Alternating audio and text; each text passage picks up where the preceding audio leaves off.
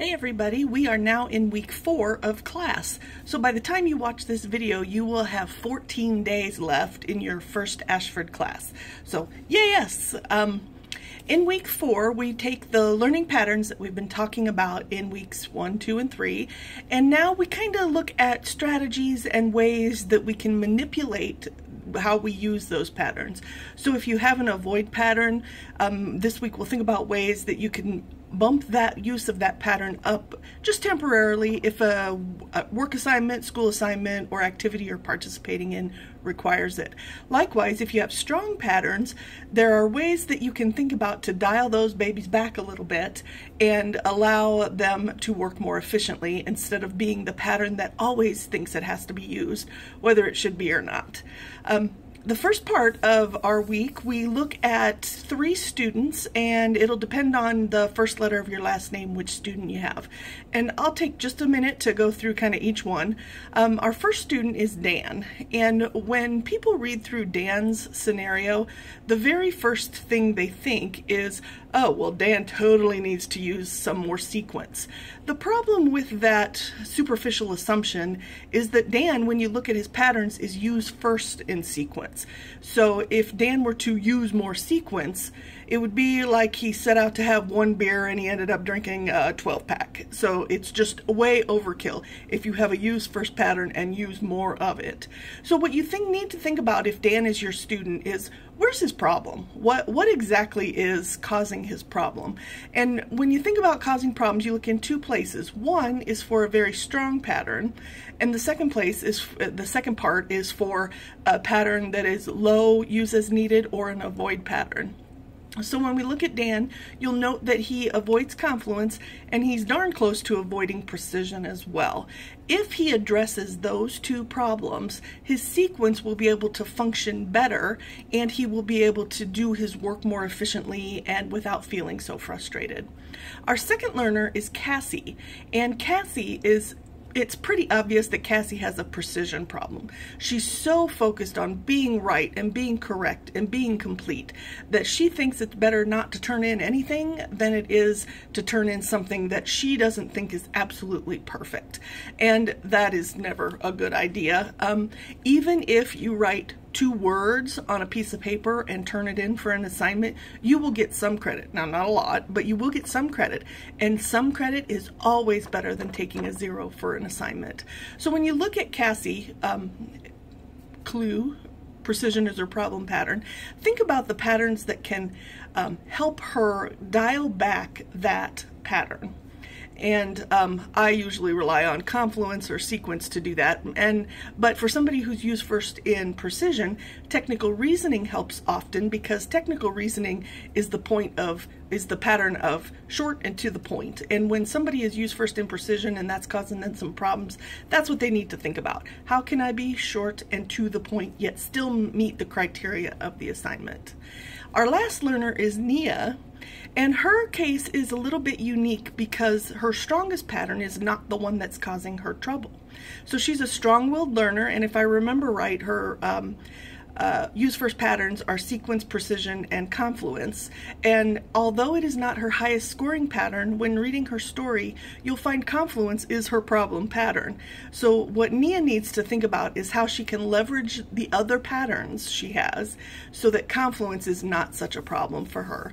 And as a use first confluence person whose confluence always gets her into trouble, I can give you a little hint in that I always talk about sequence as something that helps out confluence, because what it does is it provides structure and order to what often is a chaotic, all over the place mind. So those are kind of hints on our 3 learners. The main point of this week is to talk about the idea of fit. And fit not as in like physically fit, but fit is an acronym that stands for Forge, Intensify, and Tether.